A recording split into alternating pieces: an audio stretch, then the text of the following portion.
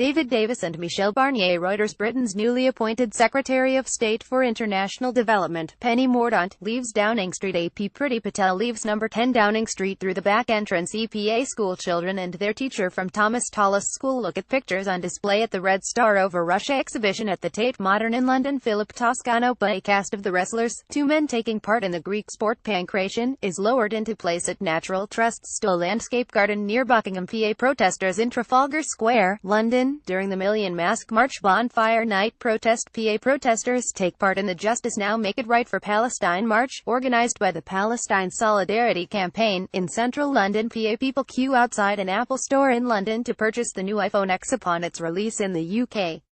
The iPhone X is positioned as a high-end model intended to showcase advanced technologies such as wireless charging, OLED display, dual cameras and a face recognition unlock system. Getty. British Prime Minister Theresa May greets Israeli Prime Minister Benjamin Netanyahu outside 10 Downing Street in London.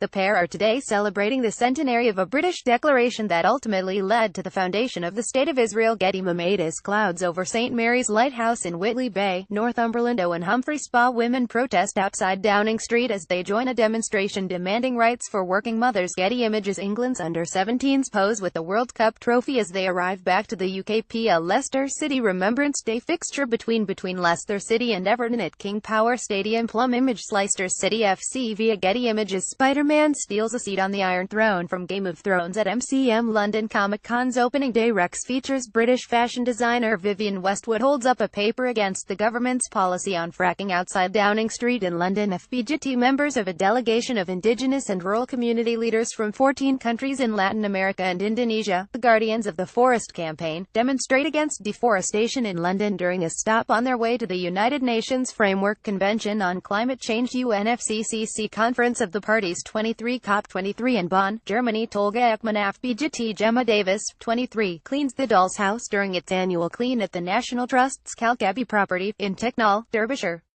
The doll's house was used by the family's various generations of children between 1860 and the Second World War in their schoolroom. PA. Prince William and Kate chat with West Ham player Mark Noble and manager Slaven Bilic during the Coach Corps graduation ceremony. Getty Images. Jellyfish washed up on Sidmouth Beach after Storm Ophelia hit the UK. Getty Images. A red sun appears in mid-Wales before Storm Ophelia hits Paul Williams. Alamy. Live News. The Duchess of Cambridge dances with Paddington Bear as they attend a charities forum event at Paddington train station in London on October 16, 2017. The Duke and Duchess of Cambridge and Prince Harry join children from the charities they support on board Belmont British Pullman train at Paddington Station. The event was hosted by STUDIOCANAL, with support from BAFTA through its BAFTA Kids program, and before embarking their Royal Highnesses met the cast and crew from the forthcoming film Paddington 2. FBGT. Images. Large waves crash along sea defences and the harbour as Storm Ophelia approaches Porthleven in Cornwall, southwest Britain. Reuters. Hillary Clinton gives a speech as she is presented with an honorary doctorate of law at Swansea University in Swansea, Wales. The former U.S. Secretary of State and 2016 American presidential candidate is also visiting the UK to promote her new book, What Happened. Matthew Horwood. GTA. Lone protester demonstrates outside Workman Quadrilla's shale gas fracking drilling rig near Westby in Blackpool. Engineers have begun to build the new rig at the site off Preston New Road in preparation for extracting gas.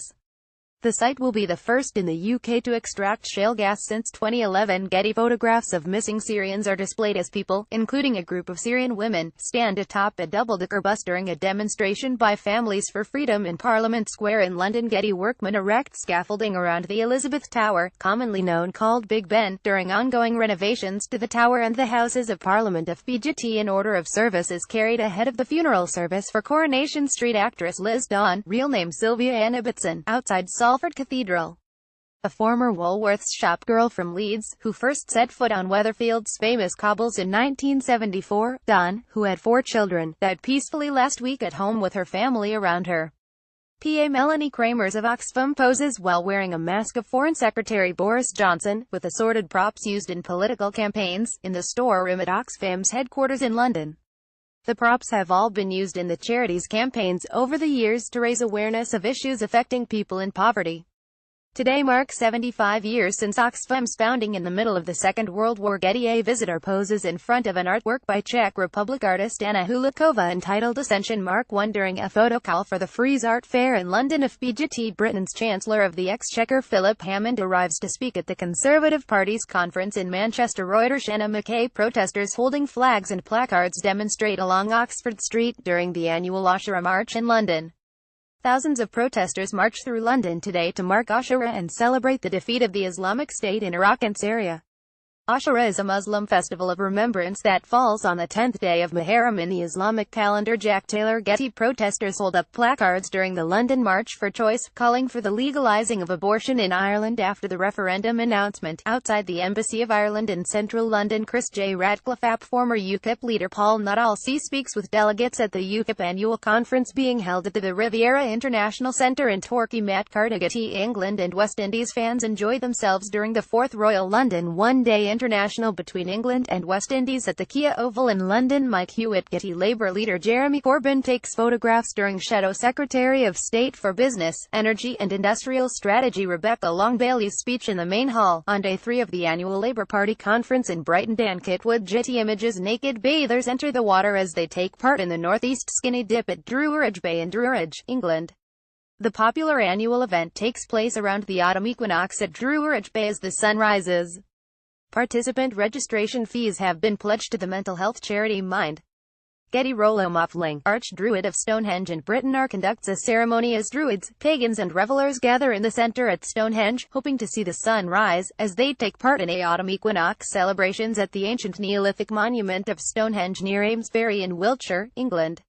Several hundred people gathered at sunrise are the famous historic Stone Circle, a UNESCO-listed ancient monument, to celebrate the equinox, which is a specific moment in time that occurs twice a year when the Earth tilts neither towards summer or away winter from the sun in either the northern or southern hemisphere.